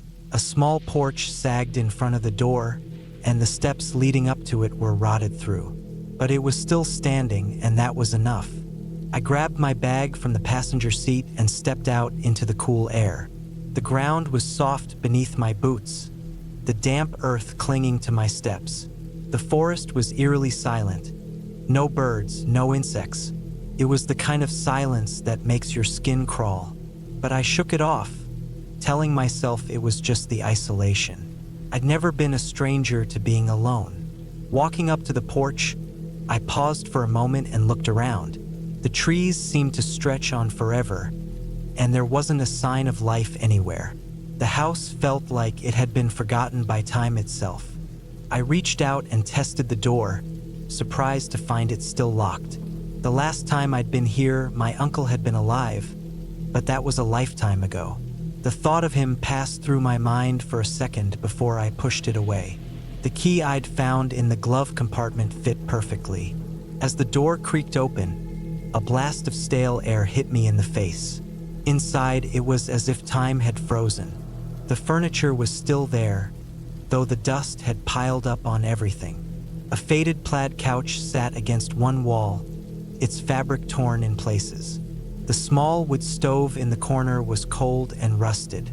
A few cabinets in the kitchen still hung open, their contents long since emptied. It wasn't much, but it was enough to make me feel like I'd stepped back in time. I dropped my bag by the door and stepped further inside. The floorboards groaned under my weight, their creaking echoing in the silence. I made my way to the small back room where my uncle used to keep his tools. It had been his workshop, and it still smelled faintly of wood and oil. The shelves were empty now, save for a few old boxes and a stack of newspapers. Everything else was covered in a layer of dust, untouched for years. I began to unpack, putting my food and gear away in the cabinets. I didn't plan on staying long, just a night or two to clear my head. But as I moved around the cabin, I couldn't shake the feeling that something was off. The place felt different. It was as if the walls themselves were watching me. It was a strange thought, but it wouldn't leave my mind. As the day wore on, the rain began to fall. First lightly, then heavier, the sound of it hitting the roof soothing at first, but growing louder as the storm picked up. The wind howled through the trees, rattling the windows and making the cabin shake. I decided to light the stove, trying to warm the place up. The fire crackled to life, sending a wave of heat through the room. But it didn't do much to cut through the chill that seemed to linger in the air. I found myself glancing over my shoulder every now and then, though I couldn't say why. There was nothing here, just an old, abandoned cabin. Nightfall came quickly, the darkness outside enveloping the cabin in shadow. I sat in front of the stove, my mind wandering as the wind continued to howl. I must have dozed off at some point, because when I opened my eyes, the room had grown even colder. The fire was low, its embers glowing faintly. I got up to add more wood to the stove, but as I did, I heard something that made my blood run cold. A noise outside. At first, I thought it was the wind, but the sound was too deliberate, too human. A faint rustling came from just beyond the window. I froze, my heart racing. I couldn't see anything through the dirty glass, but I swore I saw movement. My mind raced, trying to think of explanations. Maybe it was just an animal, a deer or something. But the longer I stared, the more I felt something was wrong. I tried to dismiss it, telling myself it was just the storm, but I couldn't shake the feeling that someone, or something, was out there. I stepped back, my eyes never leaving the window. The rustling stopped for a moment, and I held my breath. Then, just as I was about to turn away, I saw it, a figure moving quickly through the trees, almost as if it were trying to stay hidden. I backed away from the window, my pulse pounding in my ears. I didn't know who would be out there, but it didn't matter. I wasn't alone. The realization hit me like a ton of bricks. Someone had been watching me, and they were still out there. My mind raced. I should have left when I had the chance, but now it was too late. I didn't know if the person was a threat, or if they were just as lost as I was. But I couldn't stay here. The storm had made sure of that. The darkness outside pressed in against the cabin, and the silence was deafening. Every creak of the wood felt like a footstep, every gust of wind like a breath on the back of my neck. I grabbed my things, not caring about the fire or the mess I was leaving behind. The rain was coming down in sheets as I bolted out the door, running into the forest without a second thought. The trees loomed overhead, the path slippery beneath my feet. I didn't look back. I couldn't afford to. Eventually, I found a road, and after what felt like hours of walking, a car stopped to pick me up. The driver didn't ask questions, and I didn't offer any answers. I was just glad to be away from that place. I'd never return. When I look back on that night now, I still don't know who or what I saw out there. But I know one thing for sure: the woods aren't as empty as they seem. And sometimes, when the storm is loud enough, you can almost hear the things you're not meant to hear.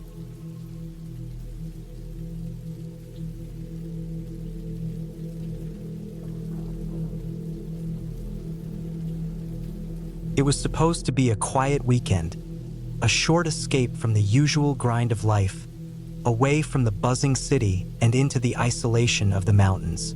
I had rented an old cabin in the woods, somewhere deep in the Appalachian region of Tennessee, far from any neighbors or passing cars. Just me, some camping gear, and the sound of wind rustling through the trees. The place looked like it hadn't seen any real use in a while, but I was fine with that. The lack of modern amenities didn't bother me. In fact, I found it comforting. I wanted to disconnect completely. I arrived on Friday afternoon, just as the sun started to dip below the horizon. The cabin was nestled at the edge of a small clearing, surrounded by thick trees. The walls were weathered and the roof had some visible damage, but it felt solid enough. There was a fireplace inside, a few old chairs, a table, and a creaky staircase leading up to a loft. It was small, but it felt right, like a little haven where I could just forget about everything. After dropping off my stuff, I went outside to gather firewood and prepare the place for the night. As the day turned into evening, I started the fire in the fireplace. The flickering light and crackling of burning wood gave the cabin a warm, almost nostalgic feel. I spent some time reading a book, occasionally glancing at the shadows outside the window as the night grew darker. The silence in the woods was oppressive, almost unnerving. The only sounds were the wind and the occasional snap of a twig underfoot in the forest. It wasn't unusual, I thought. I was in the middle of nowhere.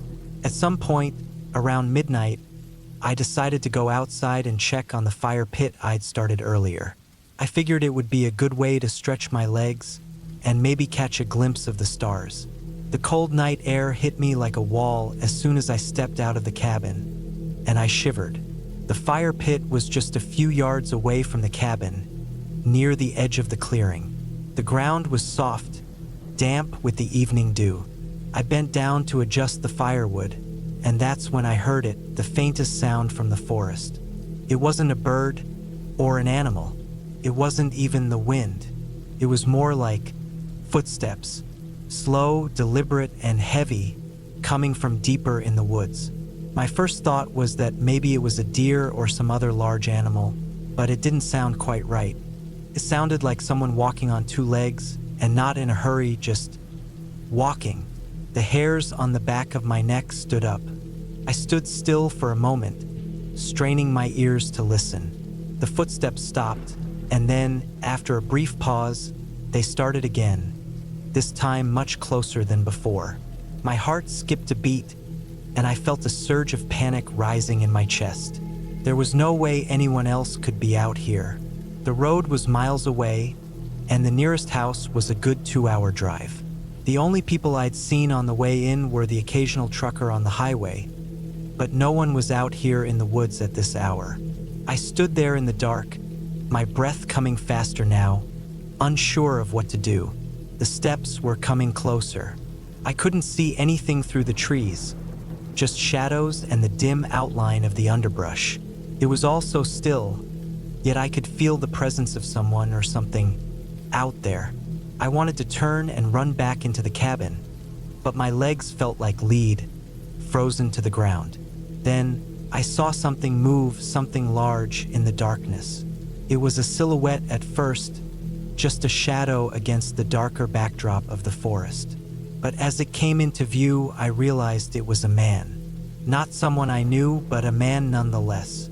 He was tall, wearing a faded jacket and a pair of boots that looked old and worn. His face was obscured by the shadows of the trees, but I could see the outline of his frame. He was moving slowly, deliberately, as though he knew I was there but didn't care.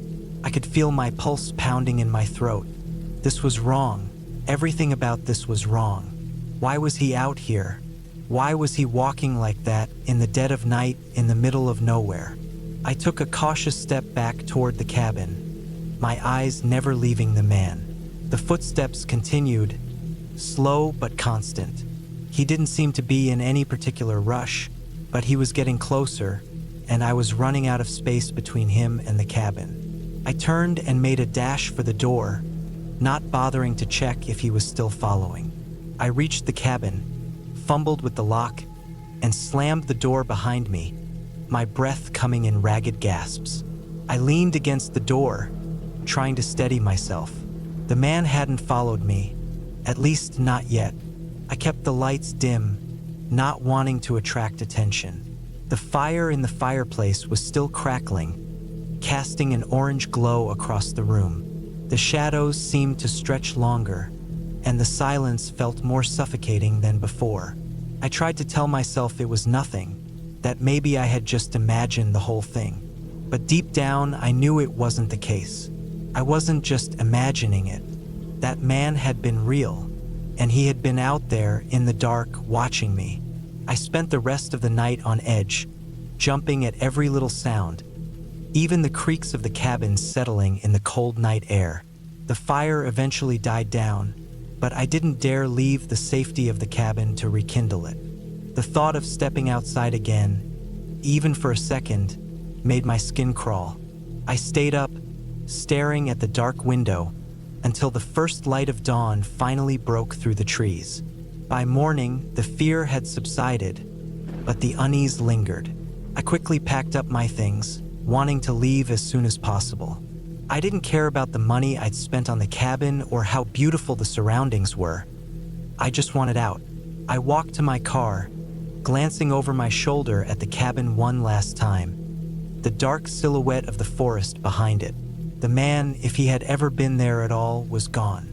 I drove out of the woods as quickly as I could, my hands gripping the steering wheel so tightly that my knuckles turned white.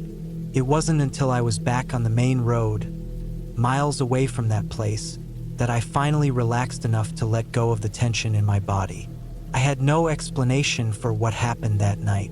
Maybe it was a trick of my mind, a mix of exhaustion and isolation. But as I looked in the rearview mirror, I couldn't shake the feeling that something was out there, in the woods, still watching.